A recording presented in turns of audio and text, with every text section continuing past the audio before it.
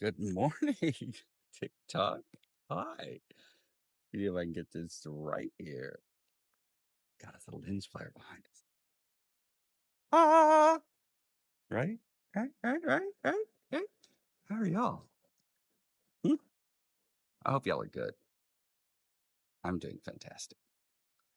I am out on my morning constitutional. So you know what that means. It's time for another prison story. So, what are we going to talk about today, huh? You know what we're going to talk about. Same old. So, I dropped my mattress inside the door of L2, and Charger boyfriend comes running up to me, and I was so happy. Like little bit eating Ziggy down happy. She was in love. And he hadn't been able to eat in a few weeks, so he was real skinny. I wasn't. I was fat as hell. I had been eating everything they put in front of my face. Oh my God. Yeah, it was a situation, folks. A situation.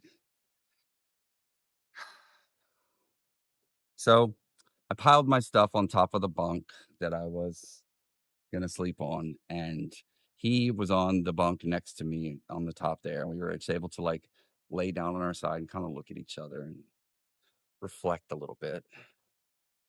And then he goes and brings me around and introduces me to the other white people because at this time there were actually four of the 20 people in the unit, myself included, were white, which is a rarity on L2 at the time. Um, and honestly, not a good thing. No, like exclusively the majority of the white people that I met on L2 were el basura garbage, just tragically horrible people, except for Riri. Hey, Riri.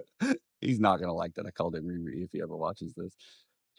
Riri, which R-E were just the first two letters of his last name. And he had a woman's name as his first name, and the girls couldn't take, so they wouldn't call him by his first name. They would just call him Riri. Oh, it's funny.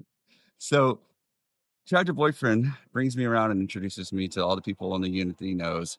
And he introduces me to this one queen named Kyra. And she had, while he had been there, become his mother. Now, those of you familiar with Drag Race will like recognize this paradigm of families and how it relates these days to um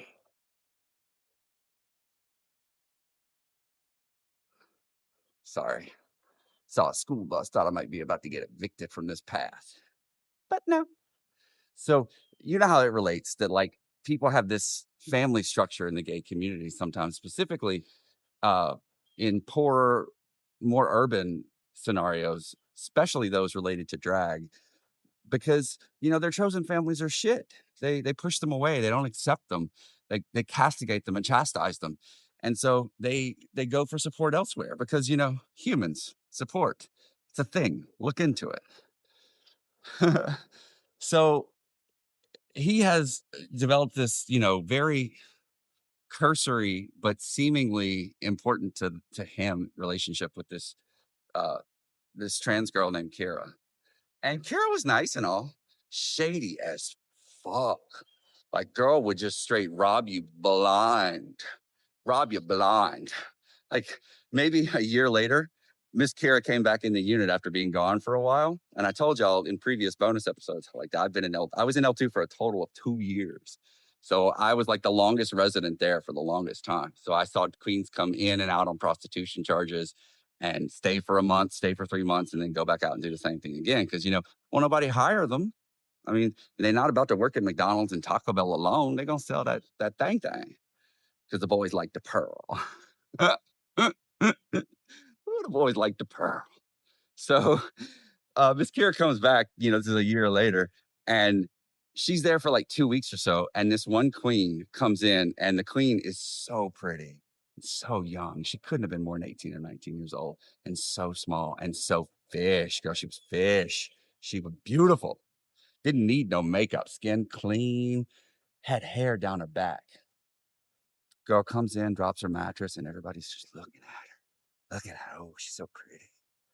And, they're not looking at her because they want her. They're looking at her because she got hair down her back.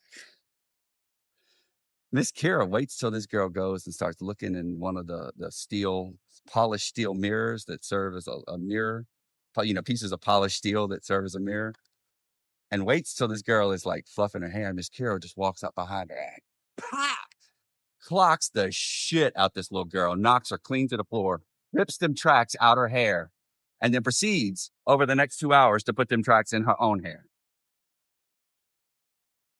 Now, I don't know about y'all. I don't know about y'all, but that's not okay. She did it, didn't apologize for it.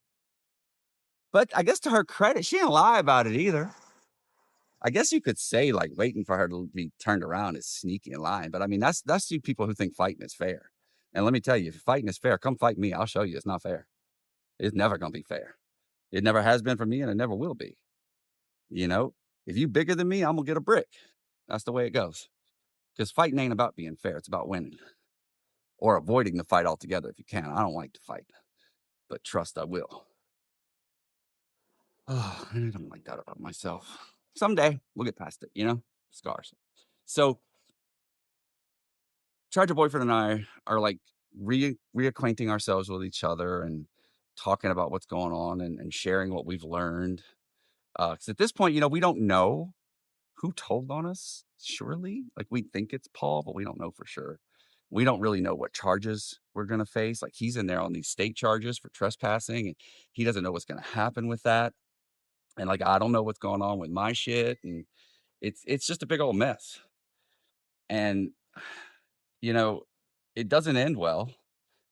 We're there for maybe 2 weeks together before I get taken out of there and I get moved to a different prison. And that's going to be, the next episode. But so while we're there for those 2 weeks, I do get to get my first like real commissary order. Now I've been in prison about 2.5, 3 months at this point, being shipped from facility to facility and never really there long enough to like get commissary. Or if I was, I didn't have any money. Like I got that one packet of Kool-Aid on the very first one. And so like I hadn't had anything like candy bar or clean underwear or, your own shampoo and conditioner as opposed to the shit they try to give you, which usually is just bar soap. I haven't had any of that. So like my mom comes up to the jail and puts money on my books and I can order commissary. And Tragic Boyfriend, he don't have no family that loves him at this point. He don't have no resources. He don't have no friends. His friends are all garbage. You couldn't even call them friends. The users that he hangs around with at the time are all garbage. And so he doesn't have shit. So I, of course, share everything I get with him. And I think of every resource that's given to me as half his. Because that's the kind of person I wish I could lie to you and tell you I'm not that person. I still am. Some things don't change until we change them. I don't know if I'm ever going to change that one, but I just don't see resources like that. My entire life, even when I've been anxious about money and people have done really fucked up shit to me about it, it comes back. The money always comes back. It is what it is. So I order my first commissary and I get me some zuzus, which the origin of that, if you don't know, if you've never heard the phrase zuzus, that's something that men in prison use to refer to like goodies, cookies and cakes and pies and stuff. So some old time convicts will call commissary zuzus. The origin of that is that in the original commissary canteens in prisons, 50, 60 years ago, the only sweet thing that you could get was animal crackers. And so the men being as, often illiterate and inarticulate as they are, wouldn't call them animal crackers. They call them zuzus because it's a little menagerie of a zoo. And they know that word. It's an easy one. And it's kind of cute to say, right? Zuzu. Not like Pazuzu, but just Zuzu. So Pazuzu's not cute. I'm scared of Pazuzu. No, sir. Not really scared. Just, that one little scene in The Exorcist. It's the scariest fucking movie. So I get my commissary. And the way you store your commissary at the time at L2 is you have this net sack and you put it in the sack, and then you tie a knot in the sack, and you hang the sack from the top of your bunk, and it's just there, so everyone can see what you got. And when they do the commissary, they walk in and they open it up on that long 20-foot metal table, and everybody's bunk faces that table. They can all see what you got. And most of these girls are penniless trans people without like family and friends to put money on their books, so they don't really get commissary very often. Now, some do, and some get a lot. There's one kid named Dedrick who used to get like the max every time. And I was like, where the fuck are you getting this money from? He's a little butterball though, so maybe it was that. He was sweet though. Not to imply that butterballs aren't sweet. He was sweet despite being a butterball. So uh, he if people, would notice what you got for commissary. And because I'm a mark. I'm easy to see from the rip that I'm soft, especially at the time. That like I don't want to have a confrontation with you. I don't want to fight. And if you come ask me, I'm going to give you more than what you ask for because that's what I should do. That's what you should do. That's what we should all do. Yes, I'm making a judgment there. Fuck you if you disagree. You should give people more than what they ask for. Because I know each and every one of you have been in a situation in life where you wanted something and someone had it and it wouldn't have cost them shit to give you some. And they didn't fucking give you any. So I feel like the universe operates through people like me by giving more. And I'll die on that fucking hill. Good luck trying to kill me though. Shit tough as a motherfucker. So rake your nuts. Prison joy. So, like I told you, the commissary was hung on a bag on the side of the bed, and you can at the time in East Baton Parish Prison, you could only spend about $30 a week on commissary, and the radio itself cost like 14 or so, $18. Like on your first commissary run, if you get in a radio and a T-shirt, like you can't really get any food, and so I didn't do that. I went and got a food, like an entire food order first, and I was like, I'll get the radio on the next one. Because I wasn't really feeling it at the moment. Like it'd been 3 months and the music had faded and it just didn't matter to me anymore.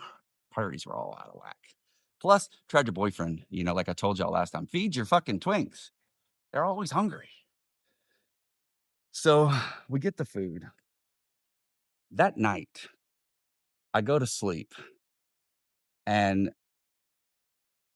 I wake up in the morning and, you're about to walk to the chow hall with everybody else for breakfast. And I notice that my bag is fucking empty.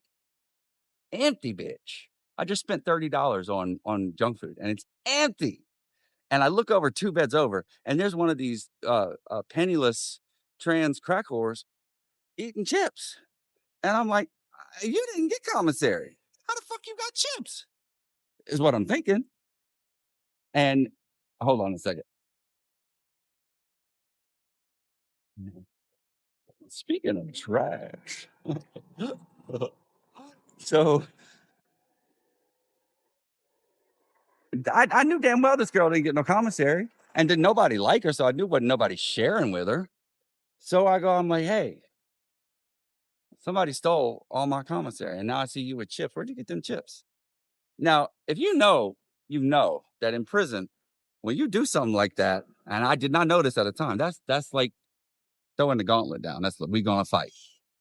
Because at that point, the way they structure prison, and y'all can't tell me that they don't do this shit on purpose, because they do, that it's not intended to happen this way, because it is.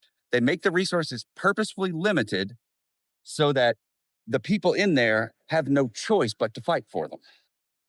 So what would you do, TikTok? You ain't had nothing to eat besides the slop they give you in months. And some old pampered looking motherfucker comes in here with his just arriving and all of a sudden he getting commissary and sharing it with his other pampered looking motherfucker. And you think to yourself, my life is hard as fuck. This little milk sop motherfucker gonna get all the fuck he wants. Fuck that. I'm gonna steal that shit. That's what happened. And honestly, I can't fault the bitch for doing it. But I beat the dog shit out of her. Took my commissary back. I can't tell you that I knew what I was doing, but she got all the rage. She got all the rage I had at Paul Hantz, all the rage I had at Robert Pedrahita, all the rage I had at Chiquita fucking Broussard, all the rage I had at Frank Polizzola, all these people that had somehow taken this ludicrous Puritan drug war bullshit and used it to make their lives somehow better by taking someone who has a disease and is broken and criminalizing that shit and then making themselves feel superior and better with that foundation. I took all that anger out on this girl. They had to carry her out of the unit. But I tell you what, as sick as it is, as disgusting as the violence was, did nobody ever steal my commissary again. That's prison. And that, gentle persons, ah, is all for today. I'll see y'all next time. Bye.